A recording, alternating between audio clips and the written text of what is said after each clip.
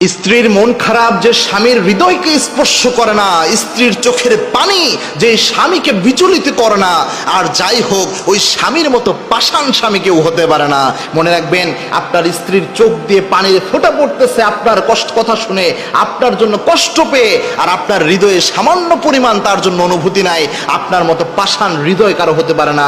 আল্লাহর হাবিব সাল্লাল্লাহু আলাইহি ওয়াসাল্লামের ব্যাপারে তার স্ত্রীরা বলছেন, আমরা যদি কখনো অভিমান করতাম আল্লাহর হাবিব সাল্লাল্লাহু আলাইহি ওয়াসাল্লাম পাগল হয়ে যেতেন। আল্লাহর হাবিব সাল্লাল্লাহু আলাইহি ওয়াসাল্লাম প্রায় অনেক বেশি চেষ্টা করতেন কিভাবে আমাদের রাগকে ভাঙানো যায়, আমাদের অভিমানকে ভাঙানো যায়। আল্লাহর হাবিব সাল্লাল্লাহু আলাইহি ওয়াসাল্লাম সব সময় যত্ন নিতেন। মা আয়েশা বলছেন, আমরা অনেক সময় বিশ্বনবীর উপর অভিমান করতাম, রাসূল কখনো আমাদের উপর অভিমান করতেন না। আমরা অভিমান করলে খুব দুষ্টু মিষ্টি কথা বলে সুন্দরভাবে আল্লাহর হাবিব সাল্লাল্লাহু আলাইহি ওয়াসাল্লাম অনেক রোমান্টিক ভাবে আল্লাহর হাবিব সাল্লাল্লাহু আলাইহি ওয়াসাল্লাম আমাদের রাগকে ভাঙিয়ে ফেলতেন, আমাদের অভিমানকে ভাঙিয়ে ফেলতেন। সুতরাং রাসূল সাল্লাল্লাহু আলাইহি ওয়াসাল্লামের শিক্ষা নেন, স্ত্রী এবং স্বামীর সম্পর্ক হচ্ছে আল্লাহর দেওয়া সেরা সম্পর্ক। আল্লাহর হাবিব জানিয়েছেন, যে স্বামী তার স্ত্রীর কাছে সেরা, সে আল্লাহর কাছে সেরা।